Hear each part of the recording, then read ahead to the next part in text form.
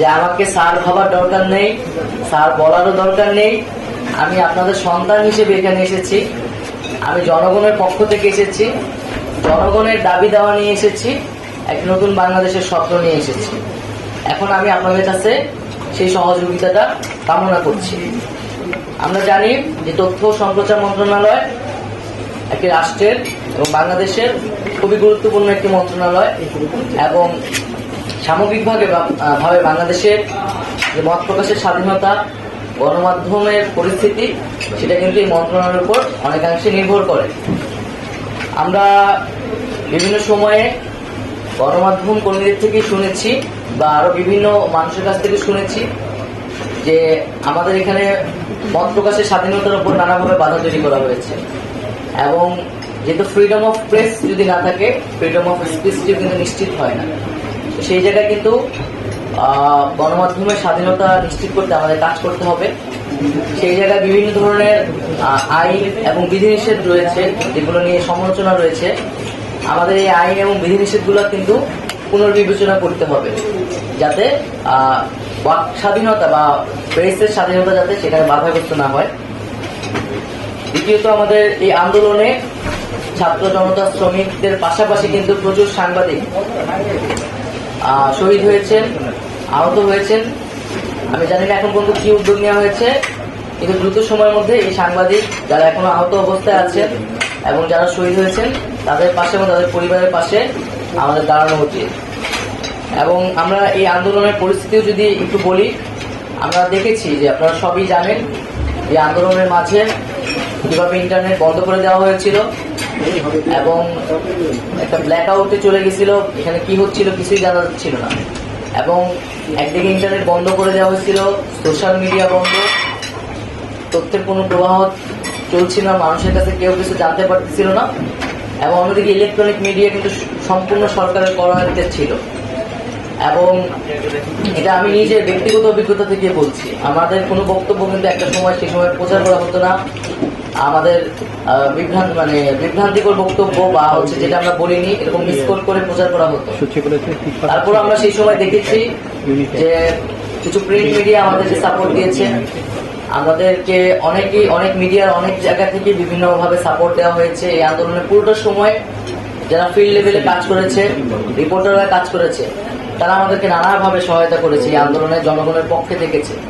হয়তো হাউজের কারণে, হাউজের পলিসির কারণে, মালিকের কারণে অনেক কিছু তারা সেই সময় করতে পারেনি। আমরা চাই না যে এই জিনিসগুলো বাংলাদেশে কখনো পুনরায় ফিরে আসুক।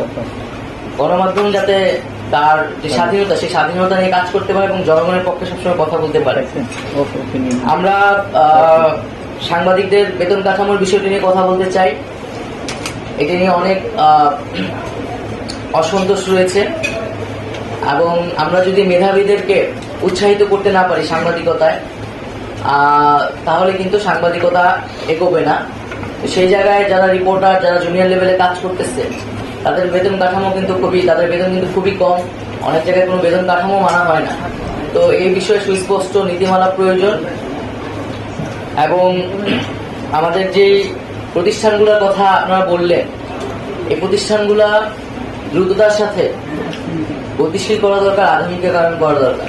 এগুলো খুবই স্থবির অবস্থায় আছে। বিটিভিকে দেখলে মনে হয় এটা 90 দশকে, 80 দশকের বিটিভি, এবং ওই জেনারেশনই বিটিভি দেখে, আর কেউ দেখে কিনা আমরা জানি না। একটা তো হচ্ছে তার একটা দলীয়করণ, রাজনৈতিককরণ আছে, আরেকটা হচ্ছে তার কন্টেন্ট গুলাও হচ্ছে মনে হয় যে এই প্রজন্মের জন্য নয়। তো সেই জায়গা থেকে আমি মনে করি সকল প্রতিষ্ঠানগুলোকে আধুনিকায়ন করা উচিত। মানে জাস্ট সরকারি একটা প্রতিষ্ঠান এবং সেখানে কিছু সরকারের পক্ষ থেকে সরকার অ্যাসাইন করে কিছু লোক বসবে, কিছু পদ দখল করে বসে থাকবে, এরকমটা যাতে না হয়। সত্যিকার অর্থে যাতে এই প্রতিষ্ঠানগুলা কাজ করে, এই জন্য আধুনিকায়ন এবং গতিশীল করা উচিত। আমাদের যেই সেন্সর বোর্ড, জুরি বোর্ড এবং এই ধরনের যে কমিটিগুলো রয়েছে, এই কমিটিগুলো দ্রুত সময়ের মধ্যে পুনর্গঠন করা উচিত। এবং সার্বিকভাবে আমি বলবো যে আমাদের যে ফিল্ম, আমাদের চলচ্চিত্র নিয়ে আমাদের অনেক বেশি কাজ করতে হবে। আমাদের তরুণ প্রজন্মের কিন্তু অনেক আকাঙ্ক্ষা চলচ্চিত্রের জায়গা থেকে, এবং সেই আকাঙ্ক্ষা কিন্তু বাংলাদেশে পূরণ হচ্ছে না। কিন্তু অনেক আগ্রহী ছেলে পেলে আছে যারা কাজ করতে চায়। তো সেই আকাঙ্ক্ষা অনুযায়ী আমাদের হচ্ছে চলচ্চিত্র নিয়ে কাজ করতে হবে।